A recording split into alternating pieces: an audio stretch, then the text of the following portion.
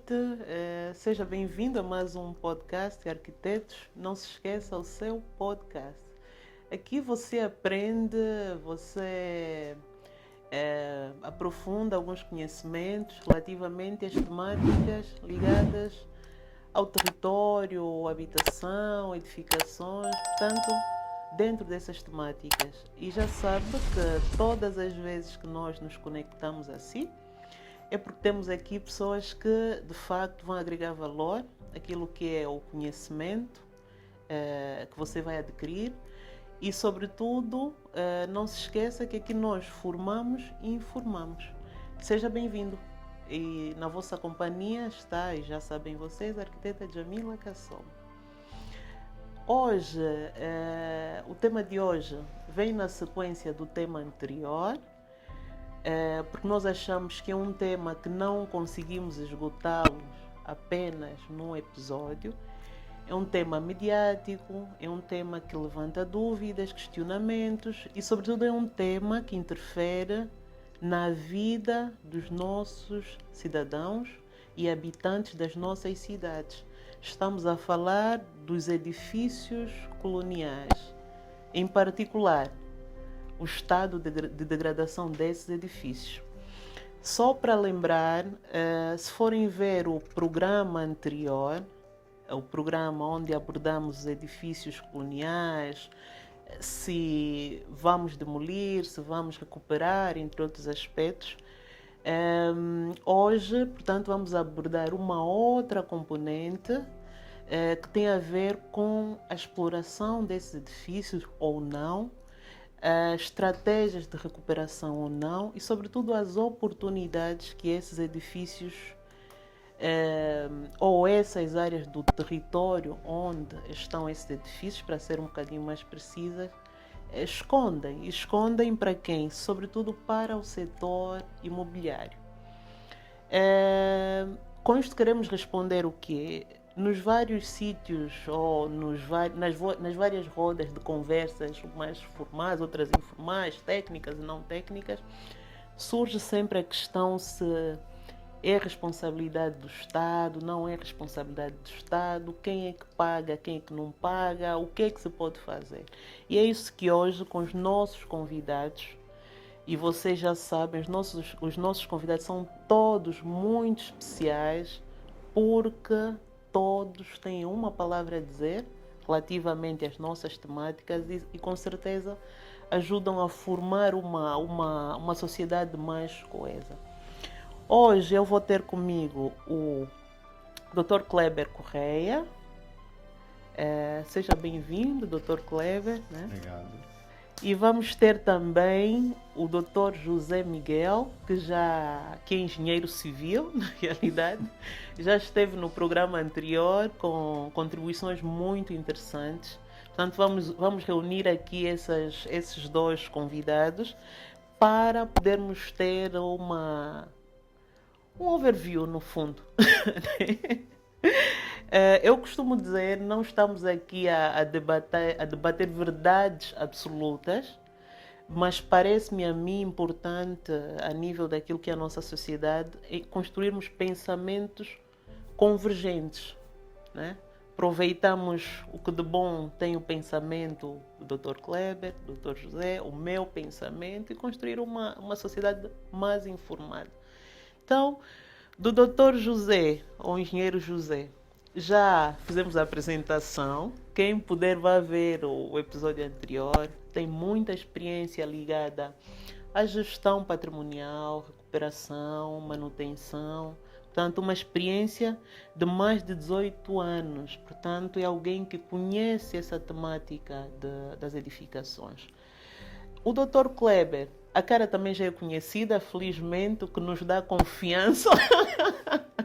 Já o conhecemos de longa data, eu em particular também já o conheço de longa data, de projetos imobiliários que ele vem desenvolvendo na nossa província em particular, no caso de Luanda. É sócio-gerente da Proimóveis, é sócio-gerente da Era Urbanizadora e foi presidente da EBRAM, que é a Associação de Empresários e Executivos Brasileiros em Angola. e foi vice-presidente da PIMA, Associação dos Profissionais Imobiliários de Angola. Portanto, é alguém com autoridade para nos falar e ajudar a esclarecer esses assuntos. Eu vou pedir ao engenheiro José só para fazer um resumo da sua apresentação, para deixarmos mesmo aqui a curiosidade de irem ver o outro programa.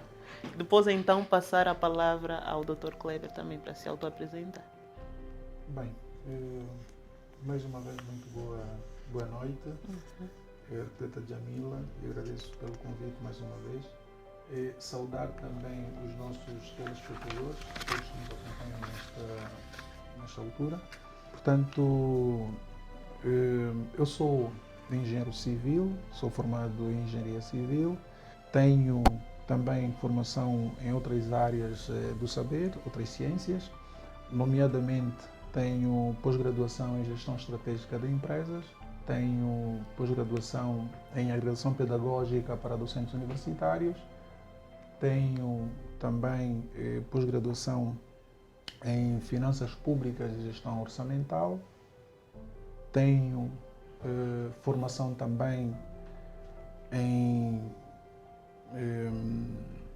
engenharia de manutenção e infraestruturas e gestão patrimonial e tenho mestrado em governação e gestão pública, portanto, para além de outras formações que ao longo do tempo, não é? Tive a oportunidade de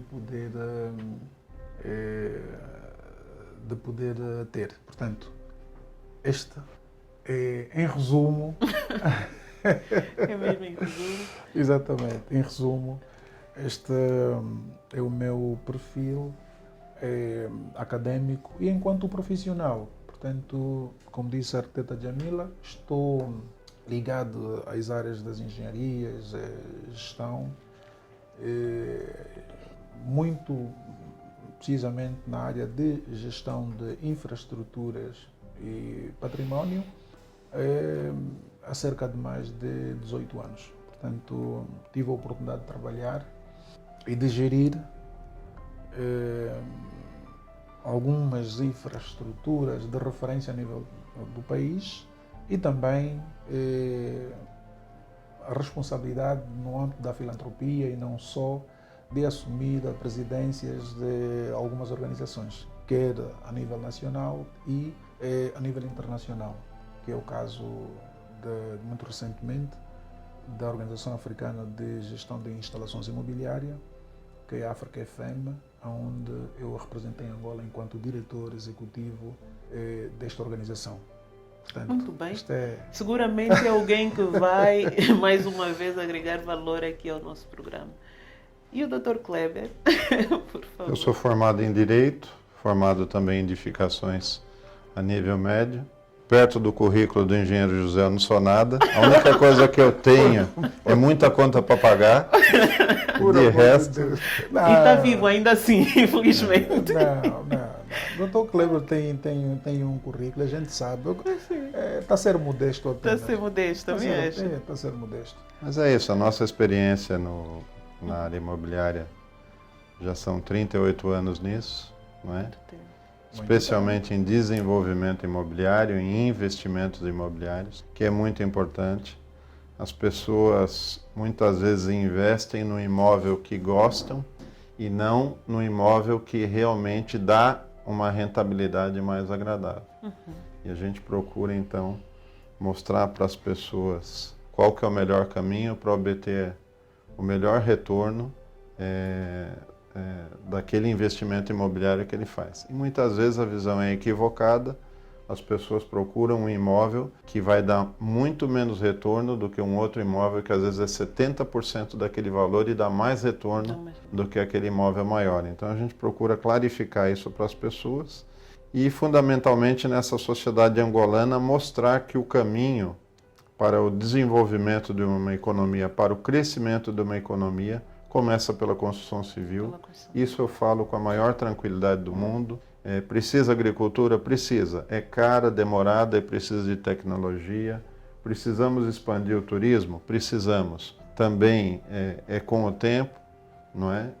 Precisamos ter indústria? Precisamos ter mão de obra formada, muito investimento. A construção civil, não. Se você começar a fazer um muro ali, você imediatamente contrata pessoas e já começa a combater a pobreza. E muitas vezes o político ele fica equivocado porque ele acha que a economia vai crescer e com isso vai puxar a construção civil com ela.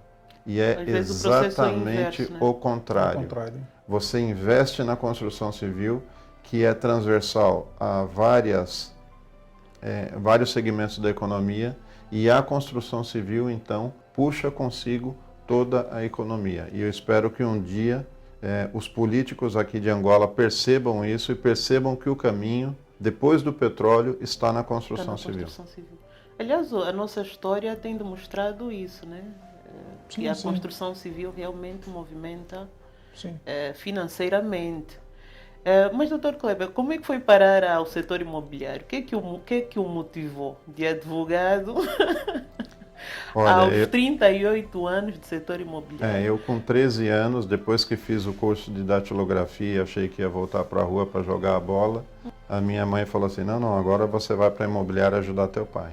Então ali começou a minha vida.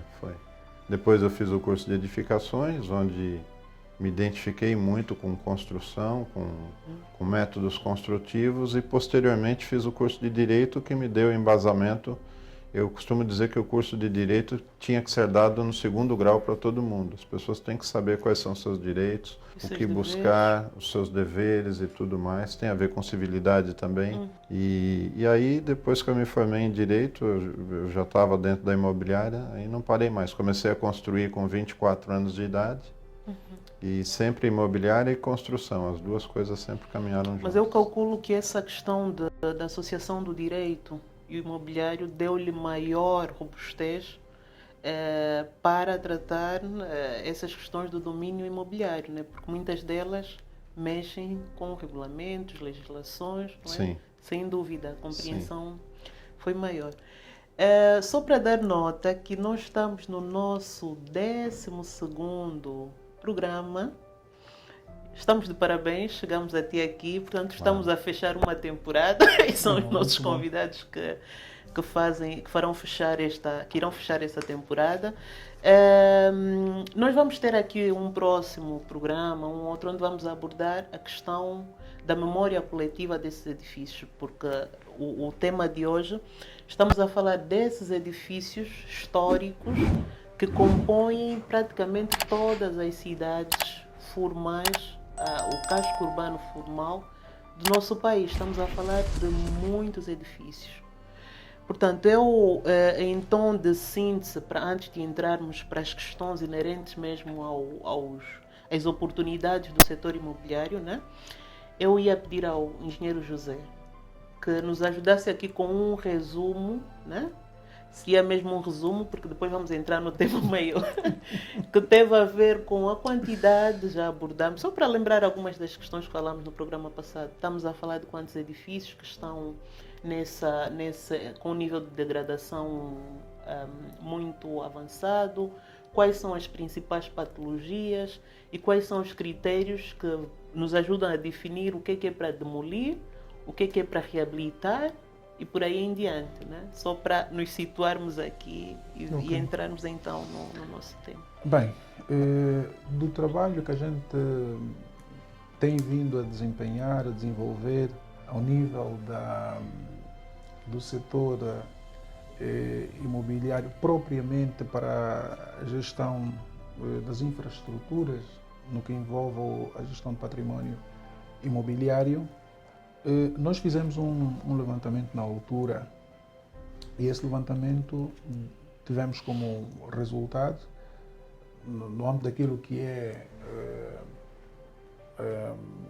a malha edificada a nível do país, não só de Luanda, mas do país, nós constatamos que daqueles edifícios que foram construídos nos anos 50, 60, 70, porque é nesta fase que basicamente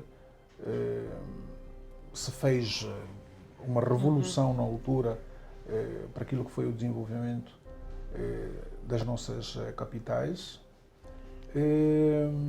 Para esses edifícios, em cerca de 80% desses edifícios encontram-se em alto estado de degradação.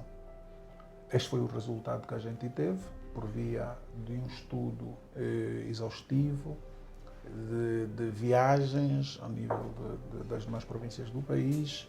E quando nós falamos em elevado índice de degradação, estamos a falar de que aquilo que são os elementos que compõem a própria edificação, desde os elementos estruturais, os elementos de acabamentos, por exemplo, todos estes hoje representam basicamente preocupação para nós, por exemplo. Primeiro, nós temos hoje grande parte dos edifícios daquilo que são, eu costumo dizer, Angola Antiga. Para Luanda, exatamente, para Luanda eu tenho dito Luanda Antiga. O que é Luanda Antiga? Luanda Antiga, não estamos a falar desta revolução que se assistiu agora e se vem assistindo com esses, exatamente, esses edifícios que, com tantos andares, enfim. Não, estou a falar daquela Luanda, daqueles edifícios que na altura foram construídos nessa época, que hoje estão aí acima de 50 anos. Portanto, esses edifícios têm, uma parte deles, infiltrações a todos os níveis. Uma parte deles têm problemas de desgastes. Desgastes destes desde o piso,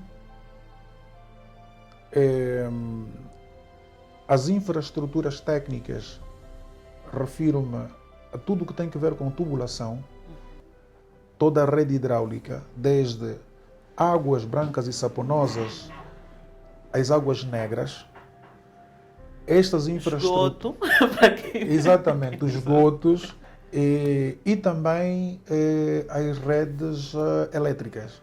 Grande parte desses edifícios têm as infraestruturas para o exterior hoje. Por que têm as infraestruturas para o exterior hoje? Porque, infelizmente, aquilo que é as infraestruturas de projeto hoje já não funcionam e tiveram de ser adaptadas. Portanto, estão seguramente avançados no seu tempo. Avançados Isso no seu tempo. A base de que vamos partir. Exatamente. Hoje, se nós entrarmos em grande parte dos edifícios aqui na zona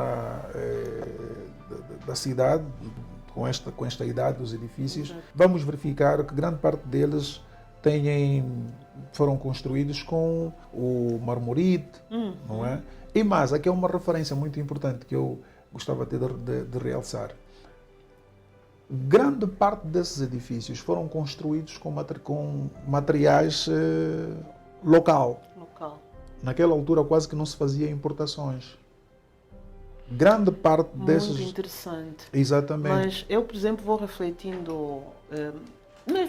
não é neste debate que se instalou a nível da província, a nível do país, do que se fazer com esses edifícios, e aqui se calhar vamos escolher aqui a contribuição do Dr. Kleber, é a responsabilidade do Estado demolir, reabilitar, ou essa responsabilidade pode ser repartida naquilo que é a sua reflexão, Dr. Kleber? Eu acho que para cada edifício depende quem é o proprietário. O proprietário, exatamente. Não é? Se o proprietário é o Estado, o Código Civil obriga ou responsabiliza de qualquer coisa que venha a acontecer naquele edifício. Portanto, se o edifício ele coloca em risco a integridade física dos seus moradores, cabe ao governo provar isso e desocupar aquele edifício. Agora, sendo o Estado o maior proprietário, eu como privado e ligado à construção civil, vejo em todo esse parque imobiliário dinheiro. Né? Vejo dinheiro. Então, se bem gerido, eu entendo que o governo provincial de Luanda e outros governos podem reformar todos esses edifícios que puderem ser reformados. Aqueles que não puderem, paciência. Mas está aí também, naqueles que não puderem, um negócio interessante. Porque então o edifício é demolido, ele pode fazer uma parceria público-privada, surgir ali um outro edifício onde o construtor fica com uma quantidade de frações e entrega ao governo ou ao Estado angolano, no caso eu acho que é o governo, as outras frações. Então, seja num caso como no outro, eu entendo que dá para reformar essa cidade inteira em 15, 20 anos. Em 15, 20 anos. O que é preciso é haver um plano. Um plano e, fundamentalmente, o dinheiro não sair do processo. Não sair do processo. Né? Mas aqui voltando ainda um bocadinho atrás, Dr. Kleber, quando nós estamos a falar do setor imobiliário, para que fique claro aqui para os nossos espectadores, estamos a falar de quê concretamente? O setor imobiliário é toda a parte de comercialização de imóveis, seja arrendamento, seja venda. Esse é o setor imobiliário. Okay. Em todo lado é isso. E os investimentos decorrentes daí, não é? Depois você pode, por exemplo, criar uma legislação onde surja, através de um diploma, o arrendamento social. Uhum. E o que é o arrendamento social? Você vai dar chance a uma família, a um casal de jovens com um filho, com dois, enfim, a estar ali num imóvel muito mais barato do que o imóvel de mercado, a preço de mercado, por 1 ano, 2 anos, 3 anos, justamente para que ele pegue o impulso financeiro, não é? E dali ele possa passar por uma casa própria, ou por um terreno próprio, alguma coisa assim.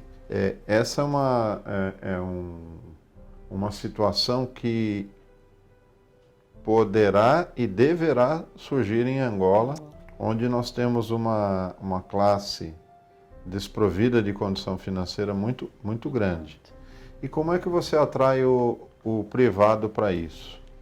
O privado ele quer segurança jurídica. Então, e a segurança jurídica para ele é saber que se ele fizer o investimento para arrendar um imóvel, se o inquilino não pagar, que rapidamente ele desocupe o imóvel. Isso é a segurança jurídica que o privado precisa. Se ele tiver essa segurança jurídica e essa garantia do Estado consubstanciado numa legislação, num diploma, ele começa a construir para arrendar. Entende? Eu fui consultado em 2008 por uns empresários sul-africanos que queriam fazer, por exemplo, no Camama, habitações sociais para arrendamento para os estudantes da Universidade Agostinho Neto. E a primeira coisa que eles me perguntaram é, se o inquilino não pagar, em quanto tempo nós conseguimos tirá-lo do imóvel? Eu falei, olha, pela lei do arrendamento que tem, você vai ter que entrar com uma ação de despejo e aguardar a decisão do tribunal. Ah, não, assim para nós não interessa. Então, falta o que para haver investimento em qualquer parte do mundo? Segurança jurídica. E o Estado muitas vezes entende que são atitudes que não pegam bem para o político, mas o que ele precisa perceber é que você atrai investimento quando você oferece segurança jurídica. É aí que o investimento entra. Eu vou lhe dar um exemplo. Quem você conhece que vende uma casa parcelado, entrega essa casa para receber em 5 anos? Ninguém, absolutamente ninguém. E por quê? Porque a pessoa sabe que se precisar entrar em tribunal para rescindir aquele contrato ou para cobrar aquela pessoa, serão 7 anos, 10 anos para tentar resolver o problema. Para tentar resolver o problema. Então, falo e repito sempre, país com justiça lenta é país sem justiça. Então, é preciso dar segurança jurídica. E como é que você faz isso quando o tribunal demora? Você tira o tribunal do processo. Então, em outras latitudes, a pessoa quando não paga, a polícia vai lá e fala, olha, você tem 1 semana para desocupar. Né? E aí tem gente que fala, não, mas isso é uma atitude muito cruel. Espera aí, nós temos ali uma outra família disposta a pagar e que vai pagar em dia. Então, como é que é? Se nós formos abrir as asas para cuidar de todo mundo, acontece o que acontece em boa parte dos países africanos. O Estado não consegue, ele é incapaz, Por exemplo, hoje em dia o Estado já assumiu que não dá para fazer centralidades, né? Já assumiu isso. E que vai infraestruturar terrenos e que as pessoas vão comprar terrenos. O próximo passo é o quê? É atrair o privado para ele mesmo infraestruturar terrenos e vender. Tanto é que esse novo programa do Ministério das Infraestruturas contempla isso. Terrenos que o privado vai, então, explorar. Então, é mais ou menos por aí. Agora, indo aqui mais para o nosso tema, que oportunidades é que reserva essa questão da regeneração urbana, desses edifícios que estão aí em colapso, alguns que ainda não estão, mas que se não se olhar para eles com algum cuidado, poderemos eventualmente até perdê-los, né? A nossa baixa da cidade está cheia de edifícios, né? Engenheiro, qual é a sua visão? Bem, sobre esta questão das oportunidades, eu gostava de fazer aqui a colação com a questão relacionada com a legislação. O país tem legislação. E, por exemplo, o Kleber agora acabou de dizer que a visão do Kleber para quem é empresário, é uma visão, claro que vem de qualquer forma trazer aqui algum conforto e segurança jurídica para quem investe nesta área. Mas para aquilo que é a nossa Constituição e para aquilo que é a nossa visão cultural, é daí que se encontra esses entraves em determinados momentos, porque a nossa Constituição prevê que o nosso foco ao nível do país, ao nível daquilo que é a visão de gestão do Executivo, é garantir que todo cidadão tenha as suas garantias e liberdades e, mais do que isso, o Estado garante habitação, energia, água, enfim. Isto é a prioridade para que se dê valor ao bem maior que a nossa Constituição prevê, que é o bem-vida. Daí que, quando há uma moradia que é cedida a um cidadão, a lei não permite que esse cidadão seja posto à rua assim, em uma semana, 2 semanas, por aí. Porque isso, de alguma forma, para aquilo que é a nossa realidade, vem aqui desestabilizar uma série de fatores sociais e de problemas sociais, porque, do ponto de vista de comparação com as sociedades mais evoluídas, enfim, existem aqui elementos que precisam, em primeira instância, serem acautelados, para que cheguemos a esta situação de fazer despejos 1 semana, 2 semanas. Nós estamos a acompanhar agora o despejo da senhora que teve a situação de uma moradia, muitos anos que ela vive nesta moradia, há mais de 40 anos, e teve o despejo, por exemplo. Mas e isso gerou ali uma polêmica que... Eu não sei, o nosso objetivo aqui, como já dissemos ali ao início, é encontrar convergências. Por um lado, temos essa responsabilidade social do Estado, em prover habitação, sobretudo para os mais desfavorecidos. Exatamente. Por outro lado, temos a componente da economia do país. Exatamente. Agora, a questão que se coloca, como é que nós encontramos, por exemplo, e isso também, no fundo, vai para o Kleber também, onde é que nós podemos convergir essas duas visões? Por um lado, a visão do investidor, né, que vê aí uma oportunidade, né, de negócio.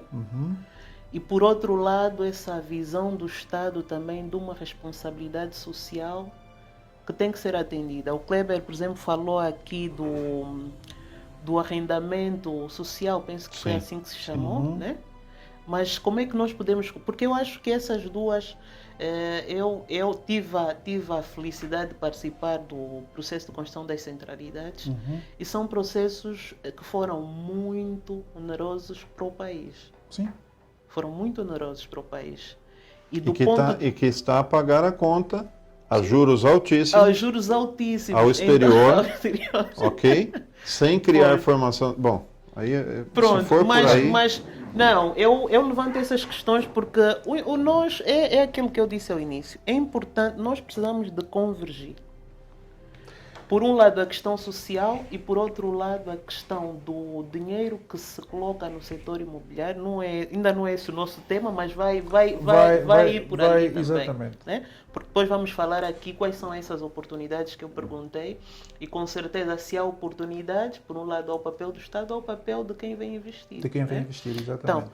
Então, eu gostaria que refletíssemos do vosso ponto de vista como é que se pode encontrar aqui um equilíbrio, porque é de facto também responsabilidade social do Estado. Não, eu não disse que não. O que eu disse é que nessa altura, comparando com outras realidades, nós não temos neste momento, não é, elementos bastantes do ponto de vista social para que avancemos nessa altura. Não temos. Como assim elementos? Desculpa, José. Eu falo de elementos do ponto de vista de... Por exemplo, hoje quando nós vamos para um país qualquer, você quer uma habitação, vais para um banco. O banco tem uma lista, uma relação de requisitos e até de promotores imobiliários com moradias à sua escolha. Você escolhe. Certo. Nós hoje, nesses países, há uma política social de apoio até para aquelas pessoas que estão desempregadas. Mesmo esses países têm esta componente social. Hoje em Angola você não tem. Você vai tirar uma pessoa que está numa residência. Claro, assim, da noite para o dia. Esta pessoa vai para o desemprego. Imagina, vai para a rua. Vai para a rua porque não tem onde ficar. Se não tem onde ficar, o Estado não subvenciona as questões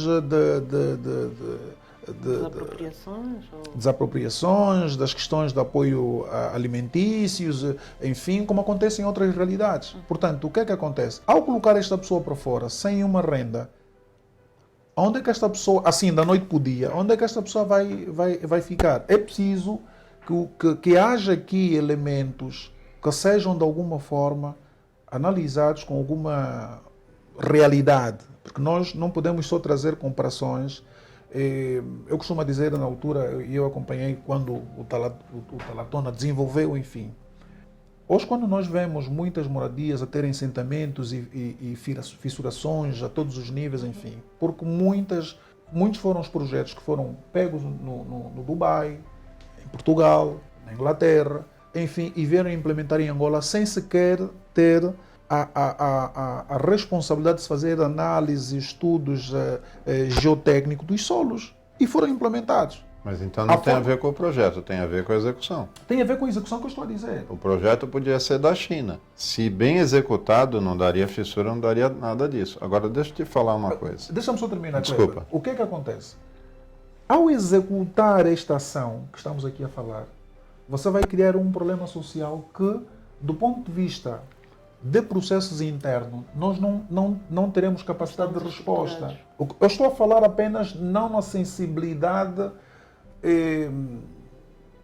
de olharmos. Eu entendo, porque eu também tenho negócio. E eu olho, estou ligado também a este processo. Mas aqui eu estou a olhar e buscarmos aqui o consenso que a arquiteta pediu. E este consenso tem de ser um consenso real.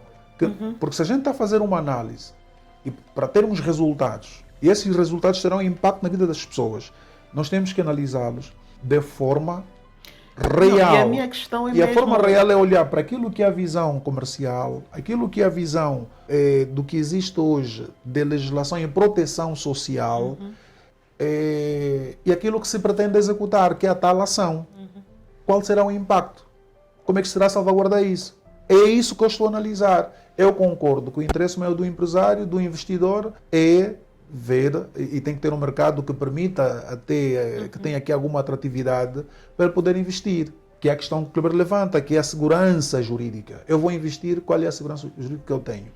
Nós trabalhamos hoje... Eu coloquei essa questão porque eu acho que as vossas visões são interessantes, uma e outra. Mas o fato que eu sinto, né, enquanto arquiteta e das várias, e aliás por isso é que nós promovemos esse podcast, Exatamente. é nós sairmos daqui com caminhos realistas. Caminhos né? realistas, exatamente. Porque por um lado o Estado investe muito dinheiro no setor imobiliário. Né? E por outro lado há necessidade real de uma sociedade, de uma sociedade que em si está muito fragilizada financeiramente e do ponto de vista de mecanismos para ter acesso a uma habitação e de controlo também são frágeis. Estás a ver? Então, é ali onde eu pergunto também aqui agora, se calhar o Kleber pode dar o seu ponto de vista, como é que nós podemos casar?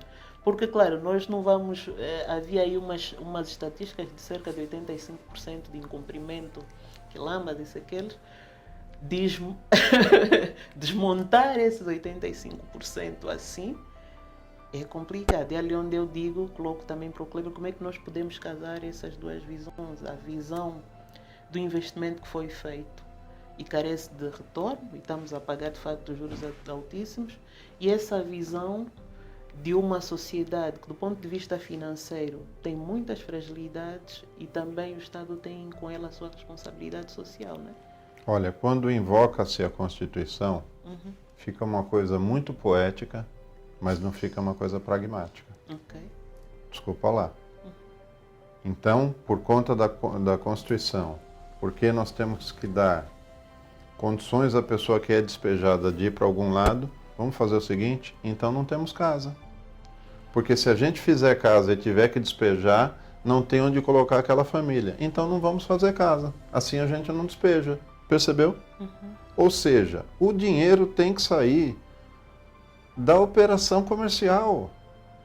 Então, você começa explorando quem tem mais condição financeira e vai descendo, e vai descendo. Pode ser que a casa de 30 mil kwanzas de valor de renda seja o Estado que faça, porque o privado perceba que ele não consegue ter um lucro interessante naquela casa de 30 mil kwanzas. Agora, ninguém ainda percebeu o tamanho do problema. Então nós vamos falar do problema aqui um pouco. Assumindo Luanda com 9 milhões de habitantes, o Instituto Nacional de Estatística diz que o crescimento demográfico é de 3%, mas Luanda é 6%. Na verdade eu ouvi 12%, mas eu prefiro Partir da base do Eu prefiro pensar que são 6 para não ir embora agora. E vou explicar por quê. 6% de 9 milhões de habitantes são 540 mil habitantes. Se você colocar 6 pessoas por família em 540 mil habitantes, são 90 mil famílias. Então, 90 mil famílias, no mínimo, surgem novas em Luanda por ano, só que é 90 mil agora. O ano que vem são 9 milhões 540 mil vezes 6%. Já não são 90 mil famílias. São mais 6% de 90 mil famílias. E nós não temos, de centralidades feitas em 12 anos, 50 mil habitações. Então, olha o tamanho do problema que nós temos. Será que uma possibilidade seria as questões sociais serem reservadas ao Estado? Né? Essa questão da renda, como é que falo, renda social, né? Sim. E depois aquilo que não for social ser aí a possibilidade do setor privado? Olha só, às vezes um arrendamento de 100 mil kwanzas pode ser um arrendamento social e que já seja de interesse do privado.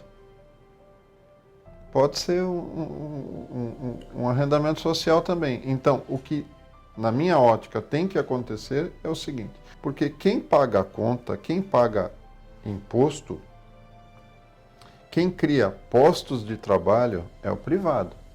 O Estado cria cargo. Cria cargos. Ok? E aumenta o custo dele como Estado e precisa criar cargo. Surgem novas escolas, precisa contratar novos professores e assim a sociedade como um todo. Então, a decisão do senhor presidente da República em potencializar cada vez mais o setor empresarial é porque é o setor empresarial que paga a conta. Então, nós temos que criar um atrativo financeiro no imobiliário para que os empresários cada vez mais entrem para o imobiliário e façam a máquina girar. É a história de quem nasceu primeiro, o ovo ou a galinha. Então, começa a criar uma atratividade, as pessoas começam a ser empregadas, daqui a pouco surgem mais empresas que também precisam daqueles profissionais, e aí começa um canibalismo profissional que é positivo. Ou seja, você está a ganhar quanto na sua empresa? Eu estou a ganhar 200 mil. Venha para mim, você ganha 300. Entende? Mas agora, olhando aqui para a realidade do casco urbano, como é que o setor imobiliário pode ter aqui oportunidades? O Estado tem uma fortuna na mão, que são esses edifícios. Então, o que ele pode fazer? Ele pode pegar uma reserva fundiária que ele tem, infraestruturar, chamar empresários e dizer assim, olha, eu já negociei com os ocupantes daqueles prédios ali, eles vão para esse sítio, vocês precisam me fazer casas lá com esse memorial descritivo aqui, com essa... Como é que chama? Termos de referência. Está aqui a relação. Os termos de referência das habitações que eu quero que você faça lá. Se você fizer essas habitações lá, só preciso que você faça. Você pode mudá-los daqui e esse apartamento você pode vender no máximo a X valor. Mas essa questão, por exemplo, levanta um problema que aí já nós arquitetos às vezes debatemos, que é o retirar, por exemplo, uma família que vive num prédio colonial aqui no centro da cidade e essa reserva fundiária hipoteticamente está no Zango, né? Como é que depois nós... Isso é verdade. Você pode haver uma desestabilização social e financeira, né, dessa família. Isso é verdade mesmo. Mas então você pode encontrar situações, mesmo dentro da cidade, para que surjam, por exemplo, você pega aqui ao lado, Boa Vista, logo depois de Boa Vista tem o São Paulo, depois vem Sambizanga. Quer dizer, você tem várias regiões aí que você pode, para aqueles mesmos moradores, quando você constrói em altura, você ganha espaço, né? Então você pode prometer para aqueles moradores que lá vivem, olha, vocês vão ficar aqui nessas habitações provisórias, nós vamos fazer aqui edifícios durante um ano, depois vocês mudam para os edifícios, não saíram daquele espaço, e pegam outros que estão no centro da cidade e vão para a periferia da cidade. Agora é importante que esses paguem a habitação que eles vão receber. Pode pagar $20, $50, $100 por mês, mas tem que pagar.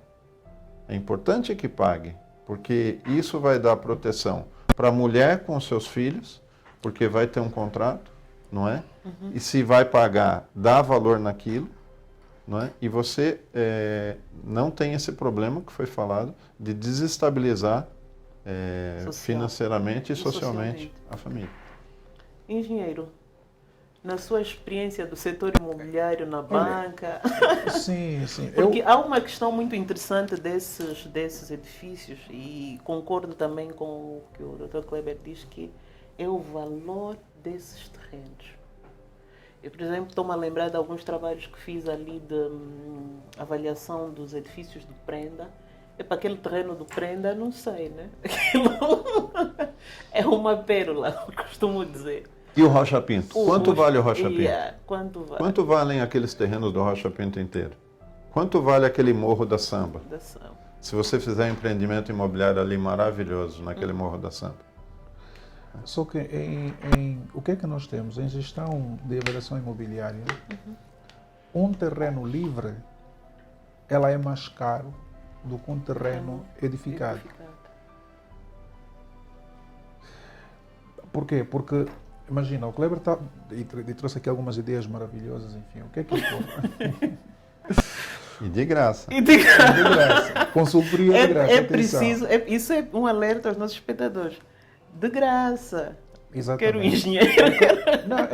Já paguei a água. E eu agradeço, Kleber, porque estamos mesmo a formar e a informar a nossa sociedade. Isso é importante. Exatamente. O que é que ocorre? Eu quando olho para as questões relacionadas às oportunidades, eu vejo muito desperdício. Vejo É assim, se nós olharmos para aquilo que é o património valorizado do país, o maior património que o Estado tem é o património imobiliário Sim. que o Estado tem. Seja terreno, seja construções, Seja né? terreno, exatamente, Seja construção. exatamente, seja terrenos e construções. Estamos a falar de terrenos rústicos e terrenos. Ou seja, não é o petróleo. Não é o petróleo. O segundo petróleo é o imobiliário. É o imobiliário. Exatamente. O que é que ocorre? Hoje, nós quando olhamos para essa estrutura toda que a gente tem a nível da cidade de Luanda, eu vou remeter a duas questões. Como é que a gente consegue encontrar oportunidades de negócio? Olhando em duas perspectivas. Tudo aquilo que entendemos ser para demolir remete ao processo que o Kleber disse há pouco tempo. No âmbito das reservas que existem do Estado, esta é uma via. A outra via é a negociação direta, em que o Estado faz apenas a intermediação. Em que o próprio empresário chega nesta zona, diz assim, eu quero ficar com esta zona toda. E vai... Não assuste os nossos hospedadores. Tenho interesse em investir aqui. Tá bem, tem um interesse... Começam já a pensar, olha, Não, vamos retalhar a Tem cidade. interesse em melhorar essa região. Tenho interesse em melhorar essa região. Exatamente. Tem interesse. Senão, sabe qual é a ideia que fica depois? E isso eu vejo em vários... E os filmes às vezes mostram quando uma grande empresa quer promover o setor imobiliário numa zona de valor da cidade, depois surgem ali os cartazes... Exatamente, as manifestações. as manifestações. Enfim. Sim, sim. O que é que ocorre? Existe a negociação em que o Estado aparece como intermediário e existem aquelas negociações em que É com o próprio Estado. é com o próprio Estado. Isso, por exemplo, faria sentido para edifícios que o Estado seja o dono. Exatamente. Sim. Okay. E já há outra em que o Estado apenas é intermediário para aqueles de propriedade de terceiros, que não seja o Estado. Mas aqui depois remete-se às questões de oportunidades que também para os edifícios que não serão demolidos, por exemplo. E aqui vamos recorrer, porque o Estado perde muito dinheiro. Muito, muito dinheiro. Imagina só, quantos edifícios tem a Central do Quilamba, por exemplo? Por aí que é 20, são 20 mil habitações. São 20 mil habitações. Aquilo foi calculado na altura para 710 edifícios, para 12 mil por ali habitantes. O que é que ocorre? Se nós pegarmos em 710 edifícios, uma média de 5, olhando para aquilo que tem a ver com a lei da Constituição de Assembleias, porque eu olho para o processo e remeto aqui a um diagrama que se chama diagrama PEU. Uhum. PEU de planeamento, de execução, entrega e uso. PEEU. PEU. Este diagrama diz que toda a execução de qualquer projeto imobiliário deve seguir a uma sequência lógica. A fase de uso hoje em Angola é feita a entrega dos imóveis e aquilo acabou. Quando na verdade remete aqui a um ciclo em que a responsabilidade de gestão daquele imóvel começa precisamente no processo da entrega. Mas a responsabilidade da gestão do ativo como tal começa na fase do planeamento. Hoje, se nós pusermos para cada edifício 5 técnicos implementando a lei que exige a criação das assembleias de moradores, na perspectiva da gestão de condomínios, nós vamos ter cada edifício 5 postos de trabalho. Estamos a falar desde Isso naquela sua perspectiva do dinheiro que está a ser desperdiçado. Do dinheiro que está a ser desperdiçado.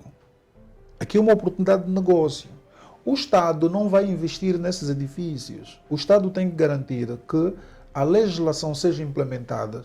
Ao ser implementada essa legislação, os responsáveis do edifício vão garantir que haja gestão, e a existir a gestão vão promover postos de trabalho. Eu, por exemplo, quando citou o exemplo do Quilamba, veio uma cabeça também a ideia de que, imaginemos, esses edifícios estão mapeados.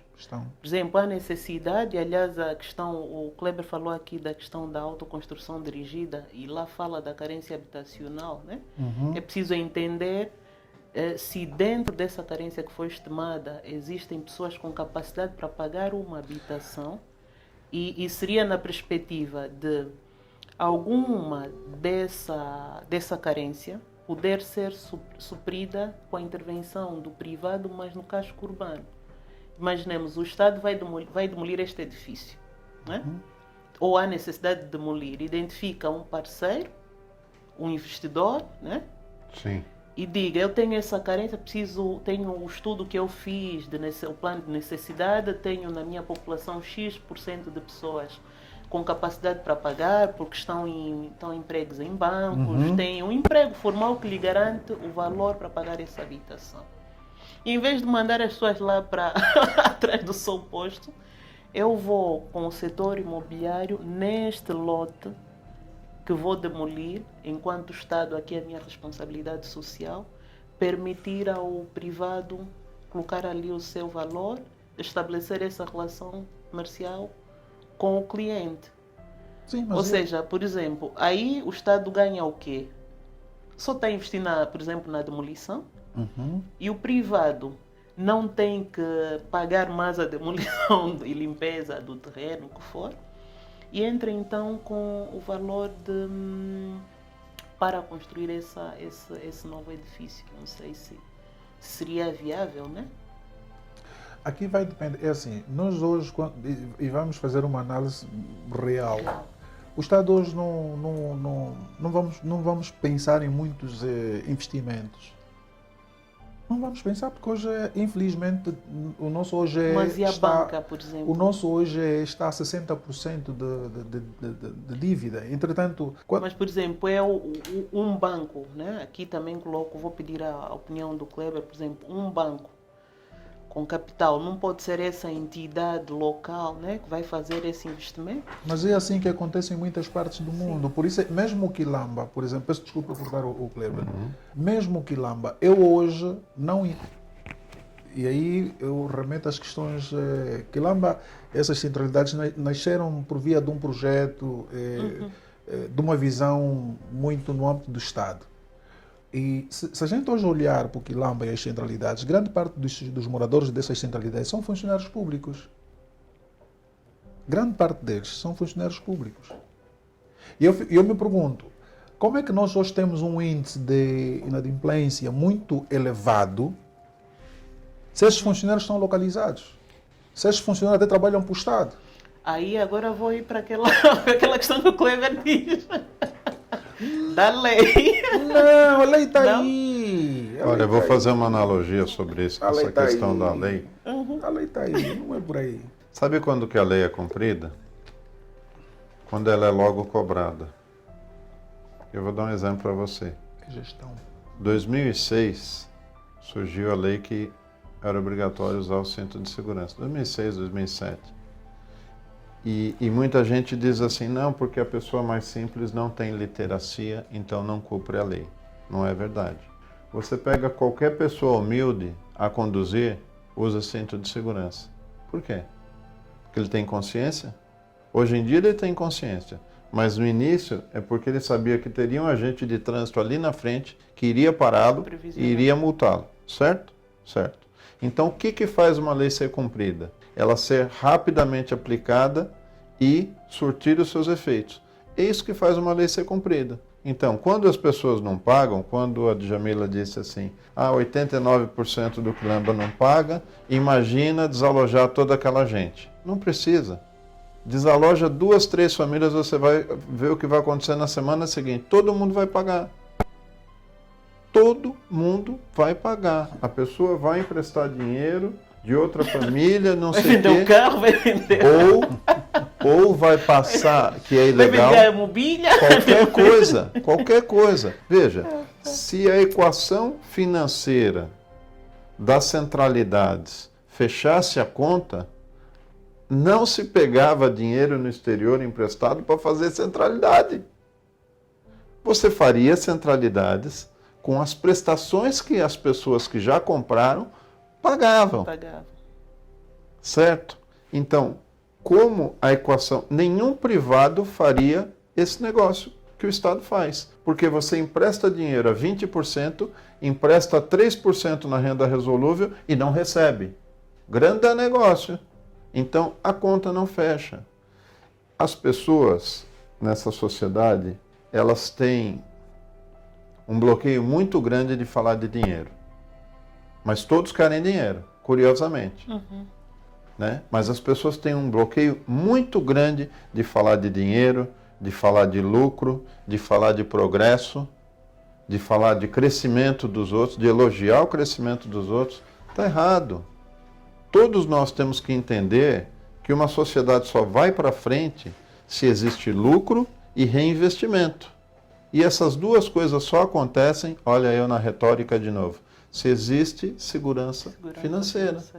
Então, às vezes eu desafio e digo assim, me fala 5 construtoras que constroem casa em Luanda. Peraí, todo mundo precisa de casa, Luanda é cheio de terreno. Falar o nome de 5 construtoras é a coisa mais fácil do mundo. Eu vou ajudar. Glaquene e Boa Vida. Pronto, só sobraram 3 para falar. A pessoa não fala o nome dessas construtoras. Por quê? Porque não tem. E por que não tem a tradição de termos construtoras a construírem casas à torta e à direita por aqui? Você tem a Casais, que constrói para um segmento alto, né? Faz alguma coisa, mas vê que lentamente faz um edifício, depois faz outro, e assim por diante. Então, para que tudo isso aconteça, a conta precisa fechar. Precisa haver lucro do empresário, ele precisa estar numa operação segura e depois isso não para. Mas, por exemplo, aqui concretamente sobre esses edifícios, porque eu preocupa muito, porque, primeiro, a população fica assustada quando houve um edifício tremeu, né? O Estado também fica aflito porque o cidadão exige a responsabilidade que é devida ao Estado. Mas a minha preocupação é sempre construirmos uma sociedade sustentável. Se tivéssemos aqui de dar uma receita para esse processo, né? Porque eu sou da opinião que o Estado sozinho não vai fazer tudo, é impossível.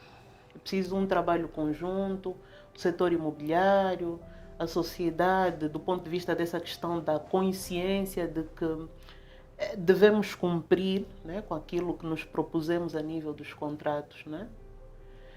Como é que efetivamente, no caso dessas cidades, porque são muitos edifícios, já falamos aqui que é uma oportunidade que o Estado tem brilhante, como é que podemos fazer com que esse triângulo funcione de forma prática? O Estado faz a demolição, vende o edifício. Olha, quando dizem assim,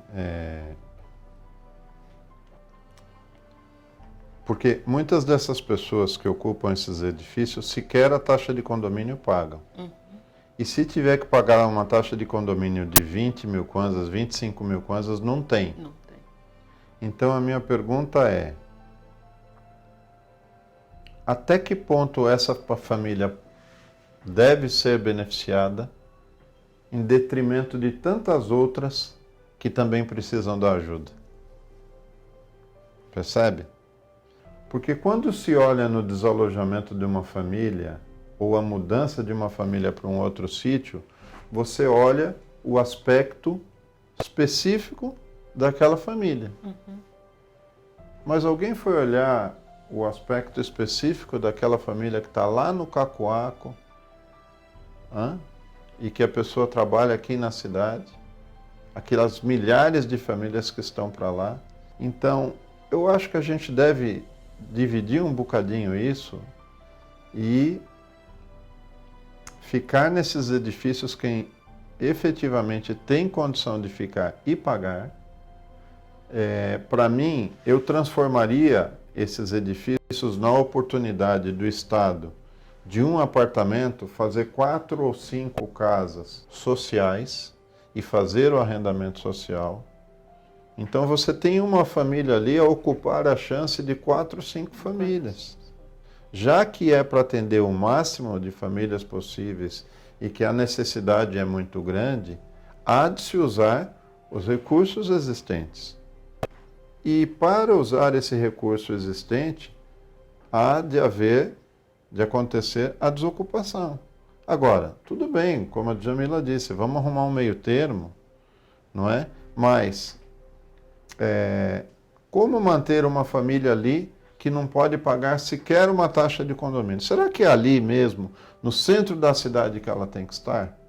Ou será que o Estado já deu seu benefício durante 20 anos, 30 anos, e agora é hora dela dar chance a outras 4 famílias, desocupando aquele imóvel para que ele seja reformado, para que ele seja vendido e que para que o Estado invista então o resultado desses recursos no atendimento de mais famílias? Fica a questão.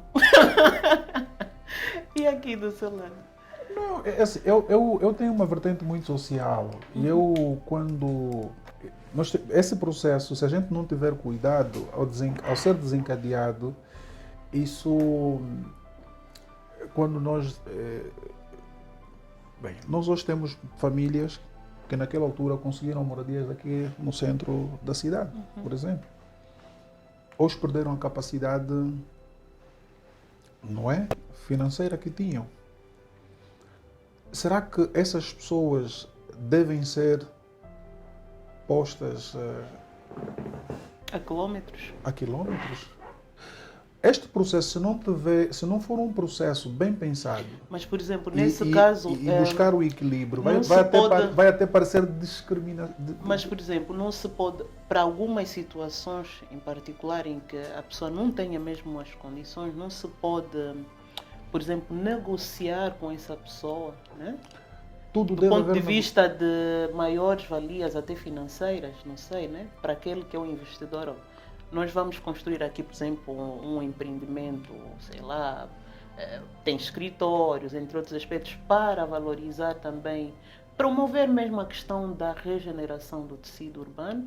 Em contrapartida, para além da casa que vamos construir, também não digo tão distante, vamos olhar dentro da própria cidade, de terrenos que se calhar financeiramente não sejam tão caros como aqueles da Baixa. Dizer, olha, pode ir para aqui, em contrapartida tem um valor diferencial da avaliação do próprio imóvel, não é? Não pode haver ali esse recurso à negociação? Eu fiz aqui assim um pequeno diagrama, né? um esquemazinho. Exato. O que é que ocorre? Esta ação é uma ação partilhada. Existem aqui 2 perspectivas. Existe a perspectiva da intervenção do Estado e existe a perspectiva da intervenção do privado. Eu concordo que o Estado, nesses processos, deve ser apenas o regulador. Eu compreendo. Mas a questão que se coloca, se nós olharmos nessa perspectiva muito capitalista, muito mercantil da coisa, nós esquecemos que existe um cidadão que tem alguma lei que o salvaguarda. E depois nós vamos criar um choque social muito grande. Daí eu estar a chamar a atenção. Eu concordo de que eu disse aquela hora que o processo tem de ser gradual e tem que ser equilibrado. Eu concordo com isto. Eu mesmo estou a trabalhar em projetos de investimentos. Estivemos a falar aquela hora com o Kleber. Eu estou a trabalhar em projetos de investimentos. Tenho investidores e temos neste momento uma carteira com 56 projetos de investimentos. E nos deparamos com essas situações, esses entraves. O investidor não se sente confortável porque não há segurança e ele, então não vou investir. Mas, entretanto, nós precisamos explicar a eles a nossa realidade e como é que a gente pode contornar determinados entraves. E é assim que a gente tem estado a proceder.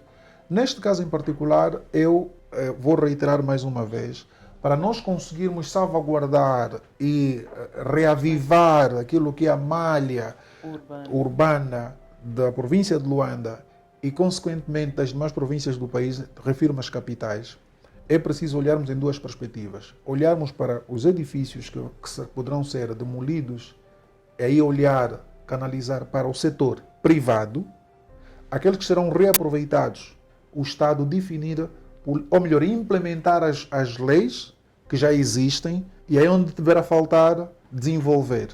E aqui, o que é que vai acontecer? Garantir que se faça tudo passa pelo que a gente já tem estado a dizer. Se não se implementar rigorosamente o que existe da Lei de Gestão de Condomínio, rigorosamente da Lei 18/10, que acho que é de 26 de junho, que é a Lei do Património Público, se não se implementar isso como deve ser, nós não iremos ter esta malha edificada bonita como estamos a falar. Eu olho nessa nossa abordagem também várias perspectivas. É a qualidade da cidade, né? A qualidade das infraestruturas, a qualidade do edificado, a qualidade do espaço público. Isso já tem estado a acontecer, E depois, arquiteta? a questão... Não, estou a ver assim, olhando para essa abordagem que falou, em tom de preocupação. De preocupação, isso, no fundo, é em exatamente. tom de preocupação. É que para se manter uma cidade bonita, infraestruturas, até a qualidade de espaço público para o cidadão usufruir, requer dinheiro, investimento. E nós estamos numa fase em que temos muitas necessidades.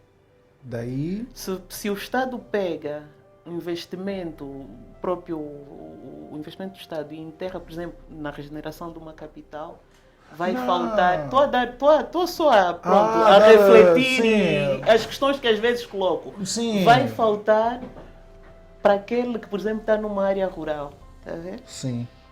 É ali onde pronto, no fundo o que nós estamos a fazer aqui é lançar várias perspectivas. Várias perspectivas. Porque esse debate não vamos conseguir concluí-lo aqui. Olha, tem um fenômeno hoje em dia na cidade de Luanda que é o seguinte: um apartamento de 1 quarto no Airbnb é alugado a 50 euros dia. Por isso que eu digo, o Estado, como o maior proprietário de imóveis aqui, tem tudo na mão. Ele pode ter um edifício inteiro que ele alugue para Airbnb, por exemplo, e daí tire receitas, mas volto a dizer, ora, nós passamos aqui um período de 2007 a 2010, que o arrendamento desses imóveis eram caríssimos. E muitas dessas famílias usufruíram disso. E receberam esses aluguéis porque mudaram para outros sítios e ainda hoje tem esses imóveis arrendados. Então, eu me debato sempre com o seguinte: que direito tem uma família que está num apartamento desse, na cidade, maior do que o dinheiro de toda uma população que está aí e que tem necessidades de morar bem? Se nós formos falar que nós temos que olhar para o coletivo em detrimento do individual, e a Constituição diz isso, automaticamente você tem todo o direito de mudar essas famílias de lugar e rentabilizar esses imóveis para o bem da população. Kleber, o que eu estou a dizer é que isso deve acontecer, mas numa perspectiva de salvaguarda dos interesses sociais. Sim. O que é que Nós acontece? dois estamos a dizer a mesma coisa. O que podemos concluir é que encontramos, se calhar, um ponto de convergência. Exatamente. De facto, há aqui a necessidade financeira, né? Há necessidade de revitalizar as cidades. O setor imobiliário, o setor privado é fundamental. Porque o Estado sozinho não vai conseguir. Mas é necessário proteger quem vai investir o seu capital. Bem como o cidadão. O cidadão tem de ser protegido, porque nós não podemos fazer investimentos e esquecer que existe cidadãos, porque isto é importante. Como arquiteta, para além dessas questões, há outras várias, porque o processo de regeneração de uma cidade, de um espaço, não tem só questões financeiras, falou muito bem, tem questões sociais, tem questões de infraestruturas, ou Equipamentos seja, sociais, no fundo enfim. intervêm profissionais de vários saberes. Kleber aqui falou na perspectiva de alguém que investe no setor imobiliário, tem anos vivenciados dessa área. Aqui o Dr. José, como experiência de manutenção, entre outros aspectos, como olhou para aquela questão social, mas se calhar vai vir aqui um historiador que vai olhar também na perspectiva de patrimônio coletivo, do ponto de vista da memória coletiva. Tanto é que em outras partes do mundo alguns edifícios são referências e por isso o Estado investe dinheiro e rentabiliza também do ponto de vista do turismo. Portanto, isso é um debate que se calhar ficaríamos aqui a fazer vários episódios. Pode pedir as pizzas e as Coca-Colas, porque a gente não vai sair daqui. Com vários profissionais e aí sim chegaríamos numa ideia fechada. Em parte aqui o objetivo é ouvir alguém que é do setor imobiliário, ouvir aqui um engenheiro que tem muitas experiências em manutenção. Eu vou falando um bocadinho, não vou abordar profundamente, porque aí teremos um arquiteto onde vai falar também da questão da memória coletiva, de que edifícios são emblemáticos do ponto de vista histórico e que têm esse valor também financeiro. Portanto, isso não é um debate que se fecha, mas deixamos aqui várias ideias. Acredito que quer o engenheiro José, o Dr. Kleber, estão abertos a dar consultoria também, que aí não seria só de graça a ambos, né?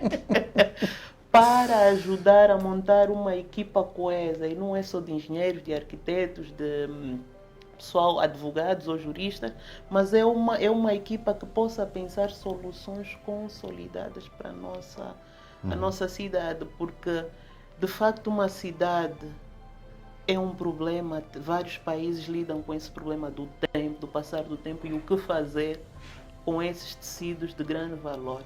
Eu agradeço a quem nos acompanhou, em particular agradeço aos nossos convidados, porque não é fácil ter aqui pessoas com tanta experiência, com tanta riqueza de contribuições e que com certeza cada um dos nossos convidados agregou valor neste debate.